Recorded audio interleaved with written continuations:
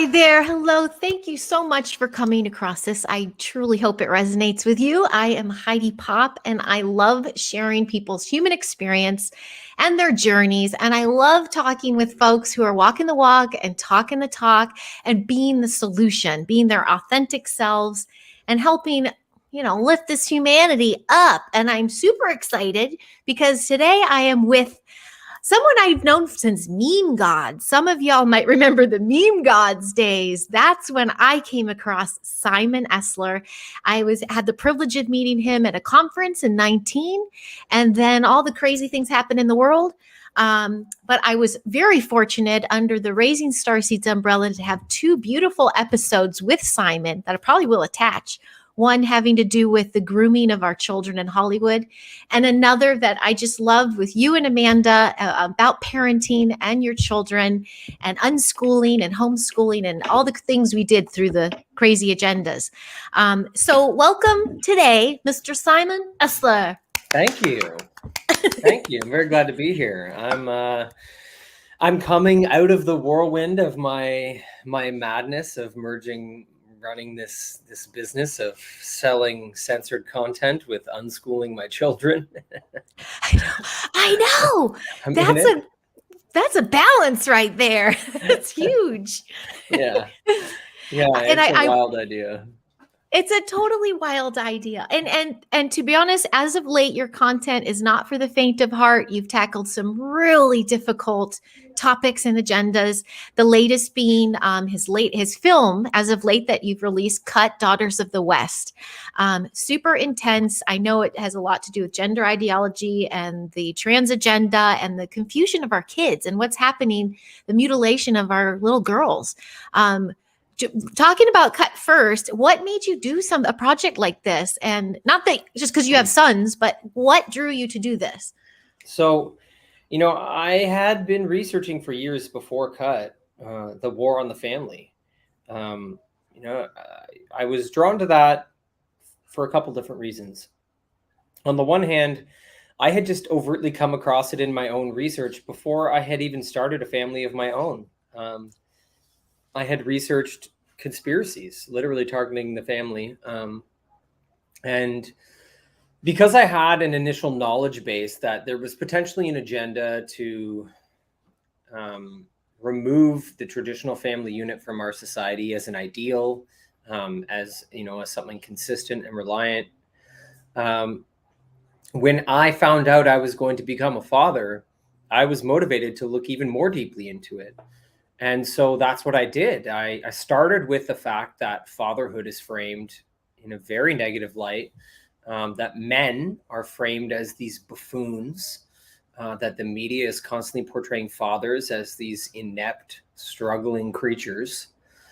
And I wanted to start there because I knew that to be, a psychological operation of sorts, but I wanted to understand it better simply because I was going to become a father.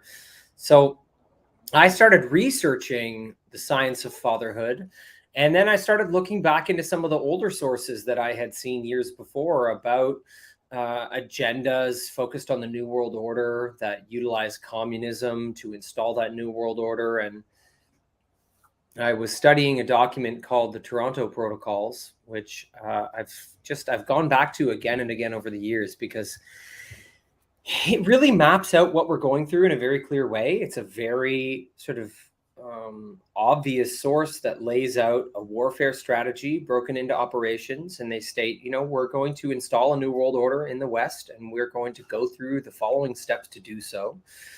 And one of the things that they are very emphatic about is that they need to wage this war on the traditional family unit, to the extent that it seems that they believe they cannot install the New World Order unless they remove the family. It is such an obstacle for them. Wow.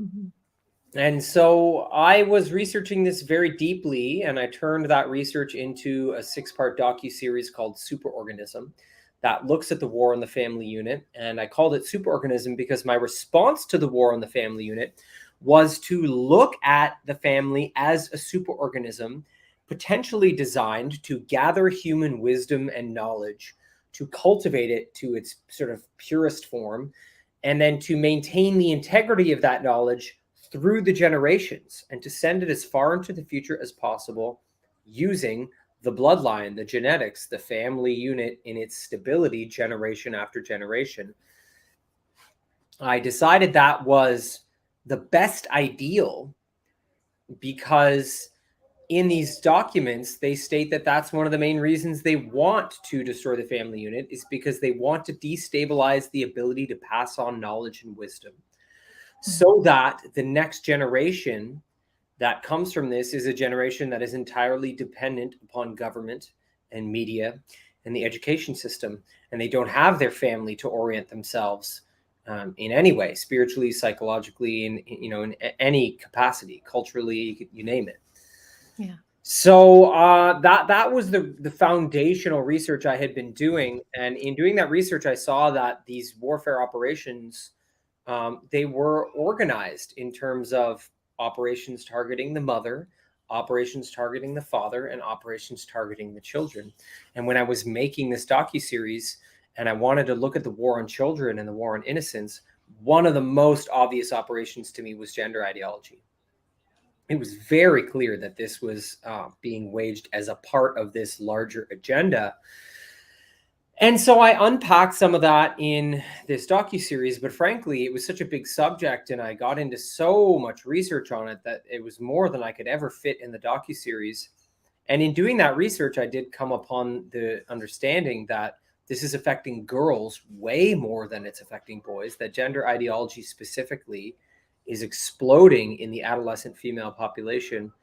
And I think just based on what I have seen over my lifetime in terms of the ways that girls and women are targeted specifically, I felt deeply called to make something that could potentially save some girls from this, because it's so heartbreaking, the way girls have been destabilized over the generations beyond gender ideology. And that's what I did. So I took this broader look into what came before gender ideology. There's no way it was going to be able to explode like this unless there were foundations to that explosion.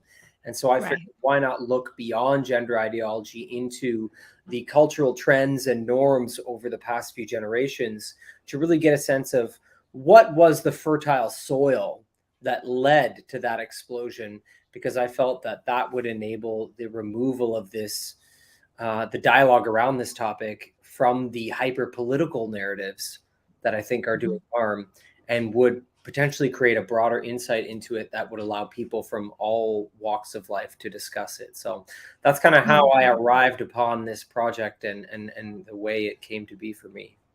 Okay. And yes, you're not speaking of just the last current days of being confused. You're talking about the cosmetic surgeries and the magazine covers and the airbrushing. And I'm a product of that. I'm a child of the 70s, 80s, 90s, and the supermodels and the cover models, and you're not good enough, and everything is exterior. So it's not just our kids being confused of, do I like boys or girls? This is mutilation. And what struck me big time too, even in just the trailer you were taught, which I didn't know you were going to go there. This isn't just about legit cosmetic surgery in a doctor's office. This is mutilation. Children are mutilating themselves, and there's an uptick in those cases as well, correct? Yes. So this was one of the more stunning things that I found. I had this instinct to look into cosmetic surgery because, frankly, I found that it was preying upon people's sense of self and our capacity to become embodied. I think there are a lot of things in our society, in our modern media landscape, that are disembodying people. And so I followed that instinct, and what I found was it was more extreme than I thought. What I discovered was that there was an exponential rise in teenage girls getting labiaplasties, which is cosmetic genital surgery. And that was more than the breast augmentations, actually. Wow. And, we're talking about this getting very, very young, down to girls that are like 9 and 10 years old. So I found this rise in teenage labiaplasties that preceded the explosion in trans identifying girls seeking medical intervention. And my feeling was, this is extremely connected, because the whole underlying foundation of this is that girls have been given the message that your body is an obstacle to who you are. And so if we can acknowledge the fact that there was this explosion in teenage cosmetic surgeries before there was gender ideology, then we can recognize what were we all helping normalize before this happened. What can we take responsibility for, and what can we look at that is outside of the political spectrum that is playing into all this? Yeah.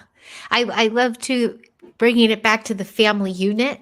You know, sometimes I'm like, well, we're good. My child comes to me, they can talk to me. Or, for instance, this, I wanted to share this with you. We have similar, I think, the Rudolf Steiner, the Waldorf, unschooling. You know, we get a little grassroots with our education. So here I'm thinking, we're good. We're protected. We won't be exposed. My daughter last year, before she turned 12, even at our sweet little granola Steiner homeschool school, one of the progressive girls brought in a phone and went into the bathroom and shared with all the girls in class these TikTok videos on the transgender community. And it was about how 45 was against them. It was very manufactured. It was very manufactured. How they're not getting the drugs they need, and you know, there's a war against children, and we got to stand up for the children. And all of a sudden, here comes my daughter toting all the rainbows. She's confused. And this is from a mom who's like, this isn't going to affect us. We're not in that world. It affects everyone at any time.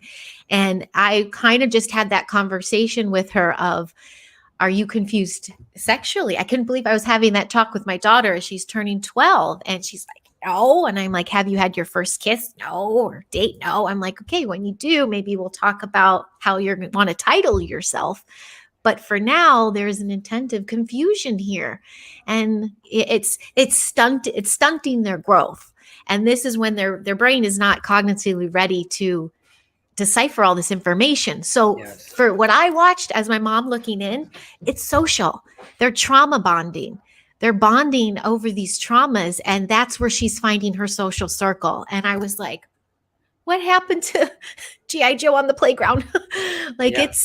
it's coming for an all angles, and everyone needs to be prepared, I think, for these conversations. One of the Socially, ways, like I Go ahead. think to help children right now with this is one of the biggest factors, is in fact social media and smartphones. This is one of the major factors. I shared a video the other day that was all about teaching your children to navigate that and to give them the tools to navigate situations exactly like the one you just described. If someone approaches you with a smartphone or a device and says, "Let me show you this video," you have to teach your children to ask, what is it? What do you want to show me? Yeah. And not to just watch anything that anyone puts in front of you. And like, children need this guidance. Now, the more, I think, aggressive stance is, I don't think that children of that age, I don't think middle school age children should be exposed to social media, period. And this is one of the things I address in my film, is that when social media was first introduced to middle school age girls, in perfect parallel with the introduction of that technology to these girls was an absolute crash in their mental health, to the extent that there was a 189% increase in preteen girls being hospitalized because they had cut themselves so badly. This is in perfect alignment with the introduction of that age group to social media and smartphones. It is a very, very powerful form of social engineering, and girls are much more susceptible to it in ways that boys are not. Social media affects girls so strongly. So it's not really like, not that you should let boys go willy-nilly on social media at that age, but it is affecting girls in a very, very drastic way.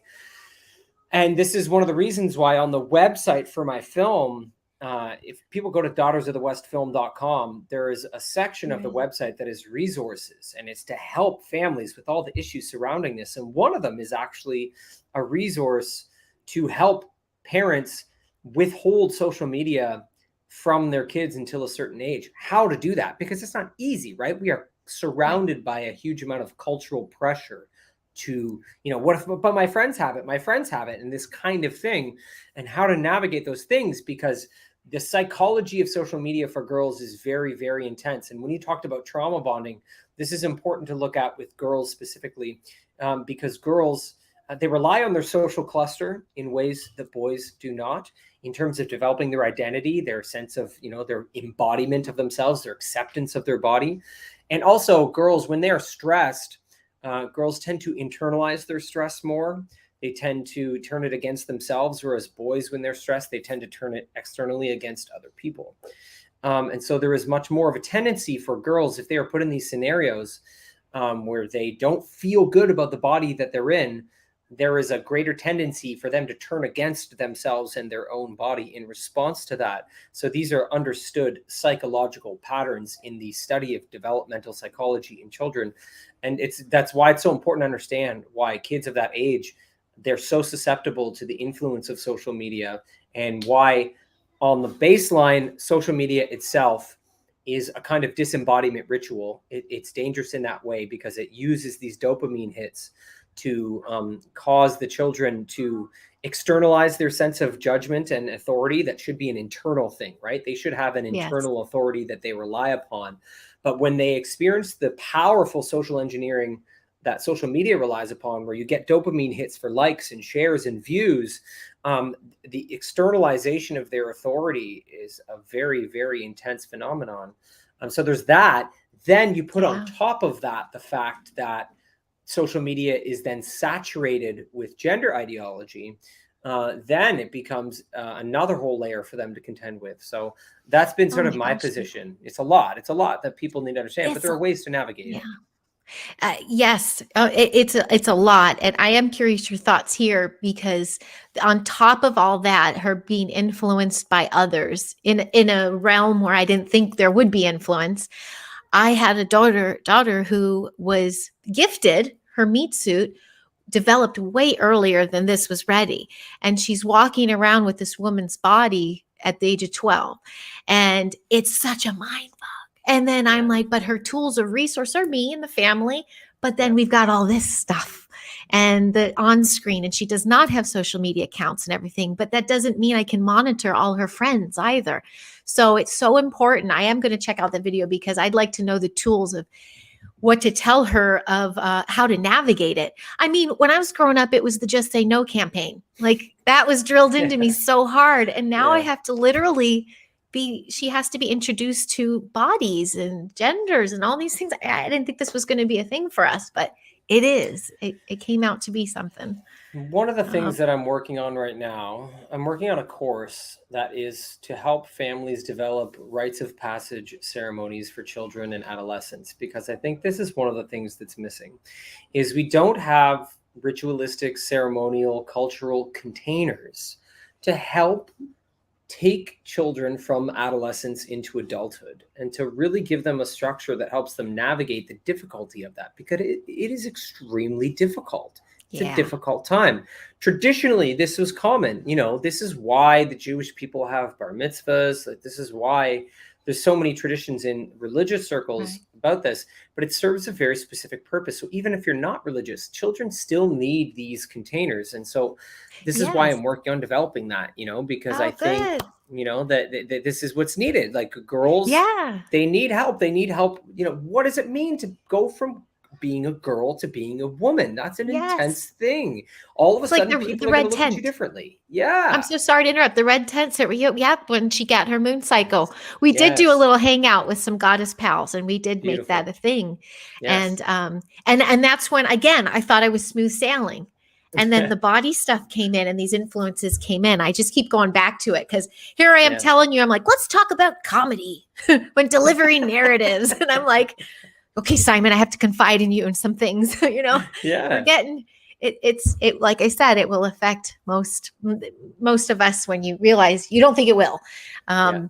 Yeah, bringing back the ceremony. I love that. That's beautiful. So this is Yeah. a course that parents can view and watch, or is it a I'm still interactive? developing it right now. Okay, So what it's going to beautiful. be like is, the structure is going to be that you get a questionnaire that you fill out, that helps you walk through the story of your child's life up until this point, and the vision of their future that is for them and for you and in your family. And then you take the contents of that questionnaire and you plug it into the structure of ceremony that is then available in the course. And so I'm going to be walking people through, here's the structure of a rites of passage ceremony. So I'm trained as what's called a life cycle celebrant. So I studied the art of custom ceremony creation and got certified in that service. Cool. So this is where I'm coming from. And so the whole idea is that once this questionnaire is filled out, the questionnaire becomes the basis to create a ceremony that is unique to that child. And I think that's the difference between, like the bar mitzvah and all these older traditions that come from, forms of dogma. Nothing against that, but it's just different in the sense that the ceremony can be born out of who that child is, so that it lands much more deeply. And the other element to it is that the actual traditional structure of a rites of passage ceremony, it actually contains all the elements of the hero's journey. And this is one of the tools to use, is that you structure it in terms of the hero's journey so that psychologically you're embedding the experience of the ceremony much more deeply for the child, so that they experience this, leave the world that is familiar to them, enter a space that is different and new, a space that is capable of creating a transformation, a sense of newness, a new sense of identity. And they are given that within the ceremonial space. And then you help them take that newness, that new identity, that new sense of self, or that new wisdom, and you help them carry it into the real world to be celebrated at first, but then also to be applied and brought into the community at large. That is the basic structure of a rite of passage ceremony. And it's actually one of the reasons I believe that the gender ideology, trend has been so powerful for girls, because it actually mimics a rite of passage ceremony, because girls enter this phase where they're very insecure. They don't know what to do. They're told, oh, actually, this might mean that you are a boy trapped in a girl's body. Let me give you the tools to transform yourself. We're going to give you a new identity, a new name, new pronouns. You might go on hormone blockers, testosterone. You might get a double mastectomy. You're going to be transformed. Then when you come out in that new form, we're all going to celebrate you and tell you how beautiful and new you are. Wow. That's a rite of passage ceremony. Wow. Yes, like element by element, right? So of course, this has landed deeply for a lot of girls. This is why I'm building this course, because it's clearly they were actually fulfilling a need psychologically and culturally speaking, that was already there for girls. Oh, this is huge, because I'm all about the empowerment of the child.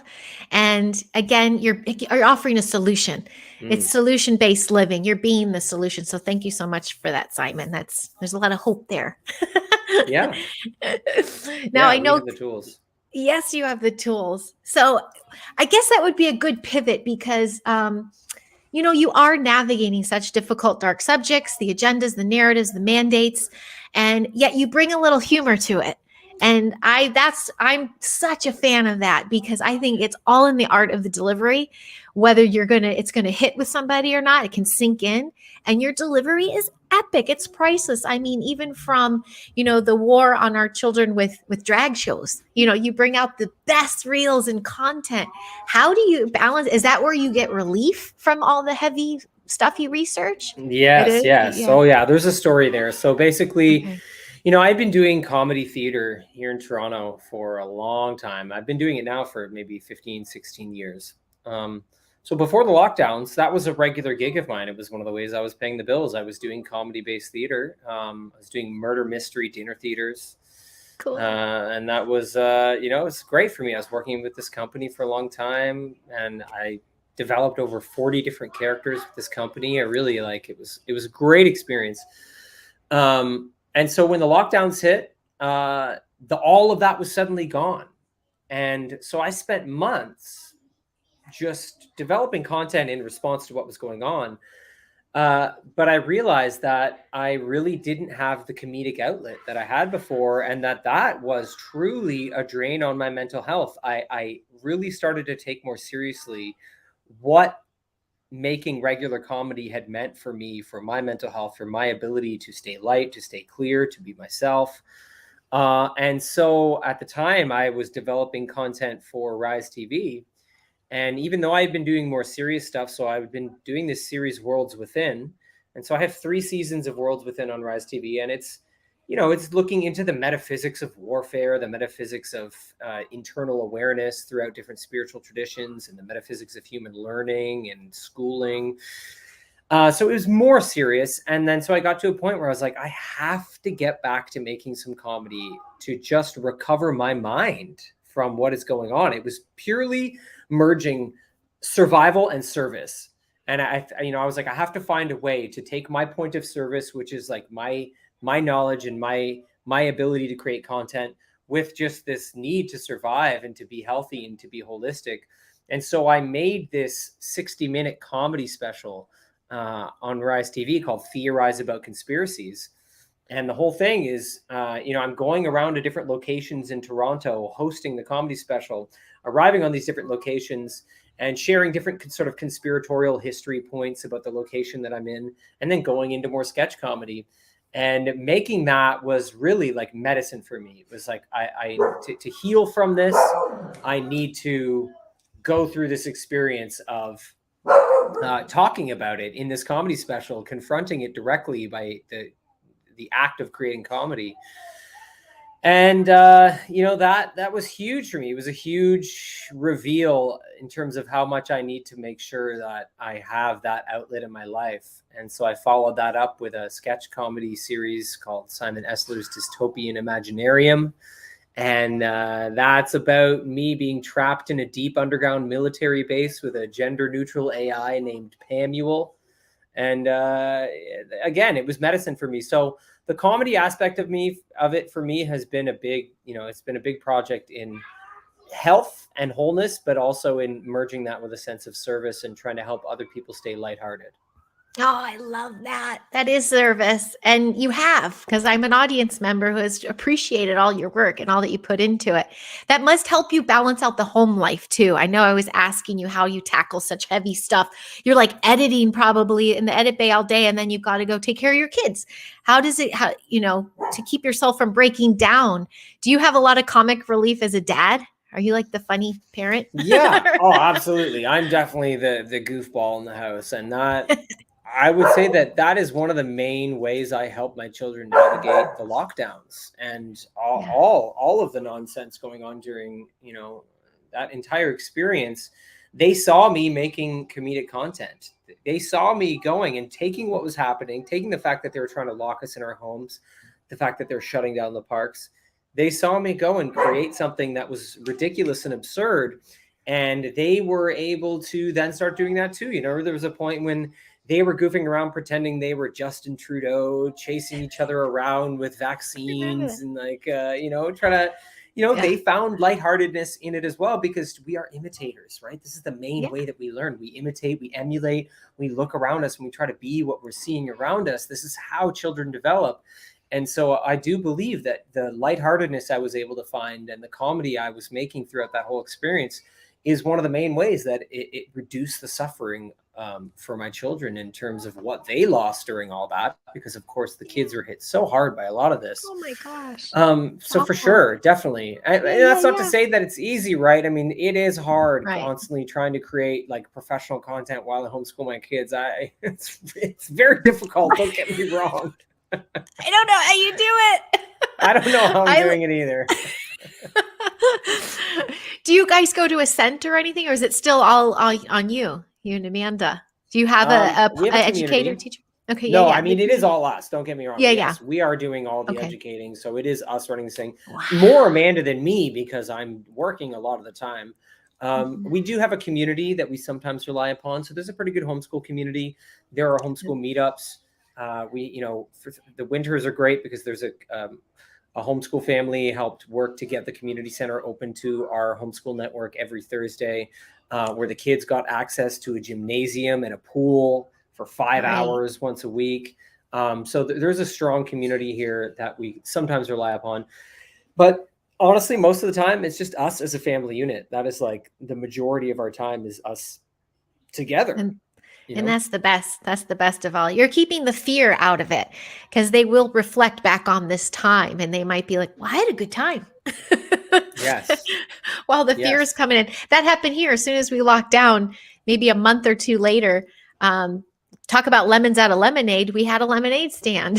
And it was no this allowed. And I had handouts and everything, but I kept it light. I kept it fun, and we made some money.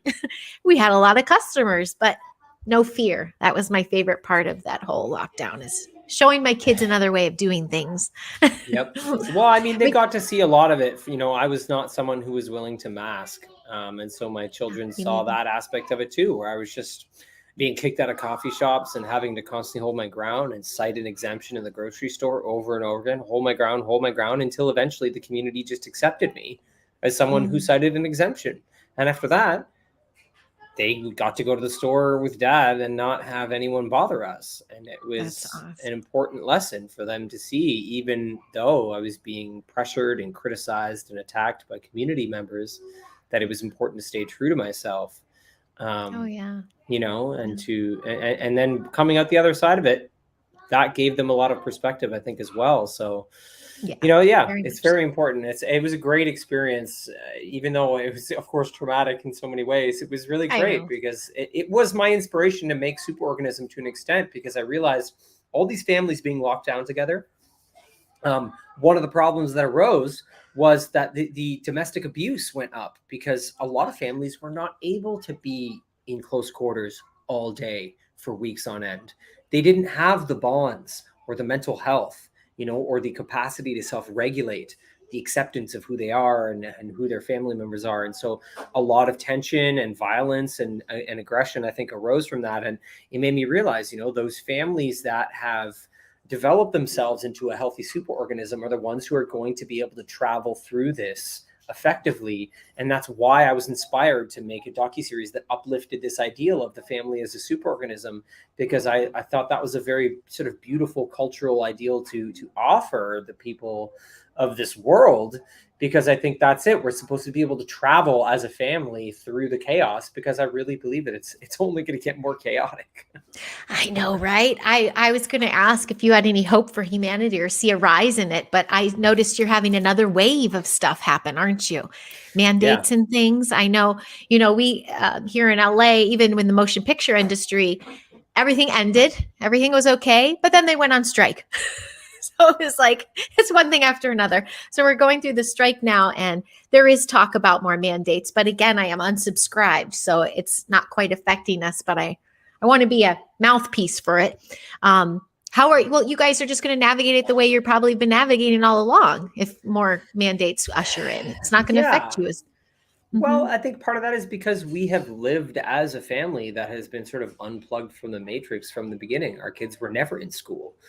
They have never been plugged into the mainstream medical system. That has just never been a part of their lives. So a lot of the chaos and instability that was happening in these large systems, like the education system, the healthcare system, it didn't mean anything to them, because we were doing our best to live free as a family before that. And so a lot of what we did was about continuing to live the way we lived. And I think that, for sure, it's like to try to live more free and independent and to be sovereign as a family and as individuals is certainly our goal. At the same time, humanity was not going to wake up without all of this.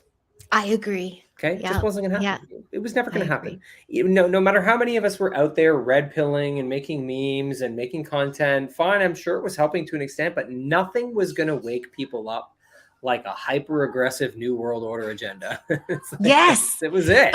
Right. But the meme and that, I thought, brought us together. It brought the way showers in the front line. And it prepared us, right? Because then we were there as a community to receive all the awakening people. And this is very much my experience. I've had people who were not at all awake to what was going on be awakened by the circumstances of all this. This is how our homeschool community grew to what it is now. So a lot of parents exiting the system, recognizing I don't want to teach my child that they can be trapped in the wrong body. I have no interest in that. And so there's an awakening force that's going through the world, and the form that it's taking is the chaotic collapse of systems that no longer serve us. And there's no way around that. And so I guess, that's part of what I mean is that it's only going to get more chaotic, because the corrupt systems that rely on groupthink and homogenization and forms of tribalism that just don't serve the path that we're going as a humanity, they do have to collapse. And so even though this is part of a shift into an era that is going to be beautiful, I think in many ways that we cannot imagine now, there is no way around the chaos of the collapse. It's going to be wild because we're plugged in. We're plugged into that which is collapsing. So what do? You experience the chaos, you do your best to build new ways, new systems. And people are doing that, and that's great. But like people the school system is a great example. People are exiting the school system like crazy right now. Oh yeah, big time out here. Huge. Homeschooling, unschooling is becoming bigger and bigger and bigger. That is the collapse of the education system. Now, that's not because it became corrupt. It was corrupt from the beginning. The whole foundation of it, right? Like, that's what it's for. It was to create groupthink and homogenization. It was to create obedient soldiers and politicians. That was the design of the schooling system from the beginning. It's a good example, right? That needs to collapse. It needs to completely fall to shambles, but it's going to be uncomfortable. Yes. Yes, very uncomfortable. And you said it, people have to be in it. They have to have the experience themselves and feel that stir up and say, uh-oh, what do I do now in order to shift? Because you can tell them till they're blue in the face, but they have to live it and experience and choose. Ultimately, it's everyone's choice. Yeah. They do, but they do have free will. So they have to get uncomfortable enough to make the changes. So it's nice, we've not subscribed since the beginning as well. It doesn't affect us, but we can now show as an example, you can live in it and not be of it. You can live within LA and not be of LA, if it makes sense, and enjoy all the fruitful terrain and all the beauty that it has to offer. And we're not in compliance anywhere. It doesn't affect our daily life. That doesn't mean we're ignorant to it. It means we've learned how to navigate out of the system, and it's possible for others to do that. So I do love that way shower, being a way shower in that sense and finding the others and growing and, making it happen. I have friends who have left our state altogether to run from it. And now they just ran into a whole new slew of problems where they went. It's like they didn't fix that family unit. They didn't fix how they as a family are going to navigate no matter what's going around. It's like that meme, the picture of the parent with the shield over their child with all the arrows and stuff. The parent's still looking at the kid like, what's up? But this shit's happening. It's like, yes, you're not denying this existence. You're just showing them, we got this. We can navigate this. The family unit is everything. When you were saying that at the very beginning, a little callback here, they've been doing that since we were born. I mean, getting the women in the workforce, the latchkey kids, how trendy and cool that is. You can microwave your after school lunch, after school programs. This is a slow, what's coming in slowly. So when I have friends newly awakened now coming to me going, weren't you talking about this a while ago? I'm like, yes. And now you see it in this past year or 2 or 3. Now go back as far as you can. Try to find the dot connections of how it relates way back to when your parents were young. I can see it back then anyway. So it's a lot of work to do, but I do see, such as yourself, staying in the heart is probably the best way to navigate it. Following your bliss, staying active. You love comedy, you love entertainment. And you've been able to take all these narratives and, like I said, deliver it the right way. I think people need to follow their bliss a little more to navigate through this. And those who don't have children, perhaps don't have a partner, family unit can come in your core group of pals too. Your elders in your community. You can make a tight-knit family unit as a family to protect, your own protection to navigate all this stuff. That didn't come out very clear. No, I know what you mean, because I think if we look at the ideal that I've explored in my work, the ideal is that the family unit is this superorganism that is designed to gather human wisdom and knowledge and to send it into the future. And so it's true that technically you can do that with any group, and it should be about taking your shared wisdom and bundling it together and seeing what can you do to keep the integrity of your knowledge and wisdom and preserve it for as many generations into the future as you can. What can you do in this world today for the 7th generation, right? Work for them right now. And so you technically don't need a family to do that. You know, that's a mindset. It's a cultural ideal that we need to uplift. And, you know, one of the ways that I talk about this in my superorganism series is that the role that innocence plays is really important to understand, because it helps us better comprehend why there is a war on innocence right now and a war on children. That innocence is the space in which we look at things with awe and wonder. We can see things with newness. And that's very practical in this process of gathering wisdom for the future generations, because we want to be able to take the wisdom and knowledge from the past and to test it out, like using our bodies and our present time experience to see what if that old knowledge still applies and what of it is no longer relevant and needs to be discarded. Because this is what we often find, is that there's certain old forms of knowledge that just don't serve us anymore. And so this is what innocence is very important for. It is the space in which old knowledge can be brought and blended with the present time experience and transformed into what is needed now and for the future and sent forward. And innocence should be looked at in two different ways here. Yes, the innocence of a child.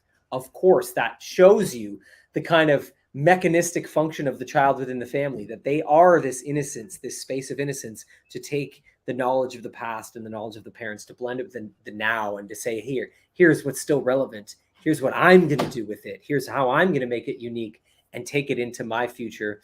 But innocence also in terms of the innocence within the adults, and the capacity of the parent and adults in general to be in touch with their innocence and their inner child, so that they have a space within them that can see things from this state of awe, the state of wonder, the state of newness, and be able to do that themselves.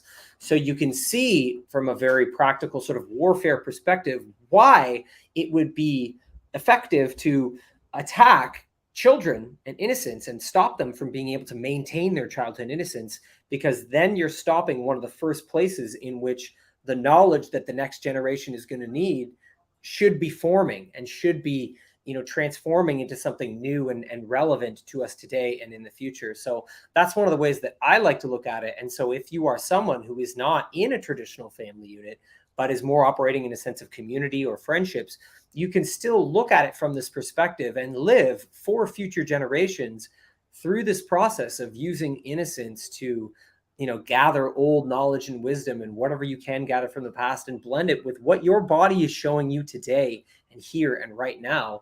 And that's very important, you know, being able to use our bodies to navigate what is going on and use empiricism. And I'm a big advocate of this because empiricism is at the heart of free thought. So empiricism is this belief that truth is experienced through the body, that it is the body that gives us the clearest truths, that your sensory experiences, they deliver the deepest truths to you.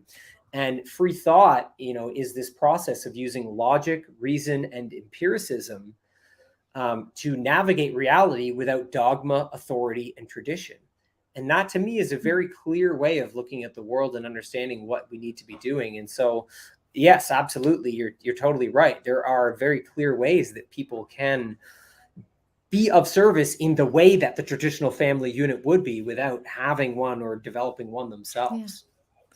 You just said it so more beautiful and clear. I love your delivery.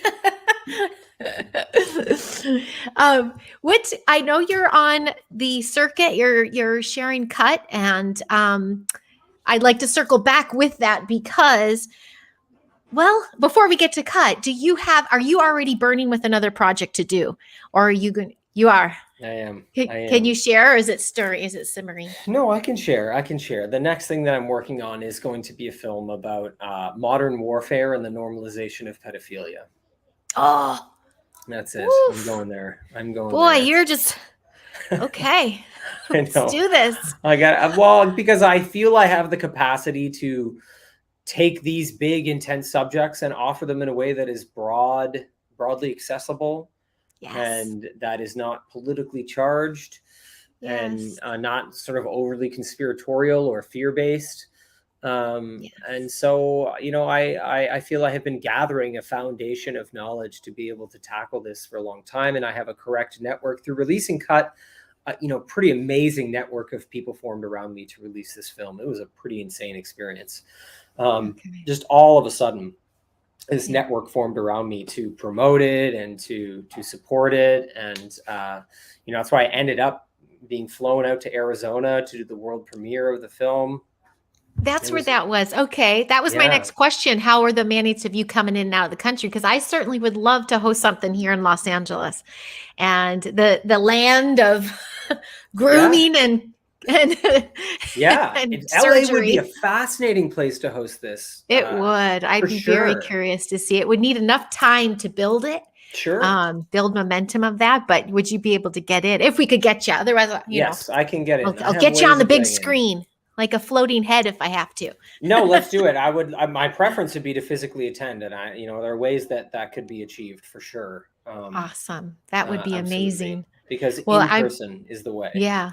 Yeah, I want to navigate that. Going back to your next project, what you're doing. Again, Simon, I can't thank you enough for even just I'm all about energy and frequency and just your tone and delivering messages, even if it's not like a super funny, like I'm making a spoof right now, even your voiceover for cut. It's calming. It gets you in a resonance where you're not, you don't have these looming music background that's like it's Yes. like it's an important series that demands your attention, and you offer it in a safe space.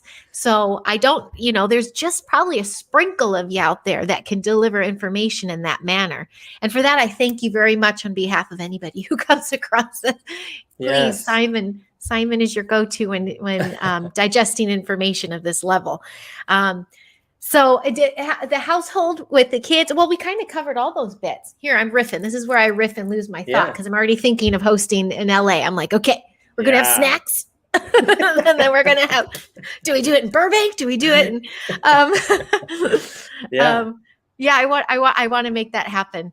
And I noticed on the website, if anybody else comes across this and I don't think you have to be near a major metropolitan city, because you can host it yourself in your home Yeah. and gather your people and get this information out. You can rent and you can buy, I believe, off the website right now. Yep. Let me share that website. But you can host a screening up to, however many peeps. And a lot of these movie theaters aren't filling up anymore. Everything's streamed at home. So they want the revenue. You can get a really good price for hosting in a theater. Yeah. Just want to put that out to any of you peeps out there. It's important. It's really important. The in-person stuff is important. One of my passions right now is teaching people about fifth generation warfare. Okay. This is the modern form of warfare that we are immersed within right now. And, I'm a big fan of General Flynn and Boone Cutler's book, The Citizen's Guide to Fifth Generation Warfare. I think that is an essential read for people because it's very practical. It leads people into an understanding of what is this modern war composed of, right? Don't just think generically in terms of war. You need to know about this particular war that you're in, and you need to have situational awareness that is attuned to this war. One of the things that they point out so beautifully in that book is that the digital domain is basically almost entirely manipulated. The PSYOPs and the PSYACs and all the cyber warfare, this is where the majority of warfare is waged right now. It's in the online digital space. And one of the ways we can counter that is by dominating the physical domain, which means being in body, in aura, in community with people where we cannot be manipulated in terms of our conversations, in terms of the information we're sharing. When you're face to face with someone, you don't have that social media platform in between you that is potentially warping the interaction. And so this is why I really would like to try to host as many screenings of this film as I can, because it's going to enable the domination of the physical domain that cuts through a lot of the propaganda and warfare that is driving a lot of these agendas. So I'm very passionate about that in-person experience. Oh, I'm thrilled for it. And like I implore someone such as myself, you never thought this would affect someone like me. I've stepped away from the matrix. We don't do that. We don't do the social media with the kids. It has still affected us. Yeah. So huge community out here that I think is silently watching from the sidelines right now. They need a space like this where they can converse freely. Yes. And they can get the information they need under a safe space without scrutiny, without someone going, "Oh, are you here because your child?" No, everyone needs information. Yep. and they need a space and a community to safely talk about these things. So thank you for helping bring that together. Yeah. So My super pleasure. excited for, yeah, let's make that happen. On that note, I truly appreciate you sharing your time with me. I love, I think the message of staying in the heart when delivering difficult information, there's the high vibe hangout because um, I was going to share your Instagram if anybody doesn't know it already. You have a few, but I think this is your most current. Yeah, the other Um, one I got, they cut me off, so I wasn't able to log oh, into that was my backup one after this one got shadow banned. Then they lifted the shadow ban on this one and they cut me off from accessing that one. So this is where to go now. I'm living on wow. this Instagram account after all And the your work. Telegram. You have a great Telegram. It's where you're putting all your appearances and Yes. you have discussions on there with some peeps and some bots. I Yes. found some Oh bots God. on there. It is nonstop. I'm daily like deleting and blocking bots on Telegram. And it's wild in there. It's like the wild, wild west of It bots. is. And that's getting comical though too. You No, can I've always actually find a thought laugh. about it. I've thought about making some sketches about Telegram spam because it's a very It's real just pretty phenomenon. funny. Are you and Amanda by chance? She's good resonance and humanly Yes. designed. Are you Yes. guys still doing the free thought podcast? I don't know how Yes. you would add that. You are. We are. We Oh are on a boy. bit of a hiatus because things Sure. got so wild with Cut, but we are relaunching another season of the Finding Free Thought podcast. Awesome. So if people go to simonesler.com, Okay. then you can find my whole portfolio of work. You can find, all my work across the different platforms. You can connect to the Finding Free Thought podcast, all my social media. You can join my Substack. If people go to daughtersofthewestfilm.com, I encourage you to sign up for the email list there because it's another one of the ways I'm keeping in touch with people through the censorship and all that. Yeah. And that's where I'll be announcing some of my upcoming projects and the course on rites of passage and all that stuff. Oh, awesome. Okay, cool. I can't wait to peek at that. Well, thank you again. Enjoy your kiddos. I heard them chime in a couple times. It was Yes. They're that's downstairs. We were walking home and my son found someone had put out an old box of the game Mousetrap. yes. Remember that game? Yeah. So he We carried it have all the it. way home. He's been downstairs messing around with Mousetrap, and I think Amanda's making dinner. And I'm in the family unit deeply right now. Yay. Well, that's so beautiful. I won't keep you long from them. Please give my best to Amanda. Yeah. And, maybe we'll chat again. I just love your parenting styles as well. So I look forward to seeing you guys again on some more of your free thought podcasts. That's Yeah, we're gonna nice get to more see you into it. guys together. You have a Yes. nice, beautiful balance. And I love your energy together too. She's had to Yeah. focus up on her humanly designed account. So that's if people want to find Amanda's work, the humanly designed account is where she's doing all her work now. I'm very focused on human design. And the next season of the Finding Free Thought podcast is going to have a lot more deep dives into human design because it has just helped our family so much. So we got lots. Oh, yeah. Mine too. I love it. I love it much. It's great. Cool. Well, thank you folks for tuning in. I truly hope this resonated again. You can hopefully see this right now when it airs on YouTube and Facebook, and it will be up on Rumble later tonight. Thank you very much, Simon, and we'll talk to you soon. My pleasure. Thanks.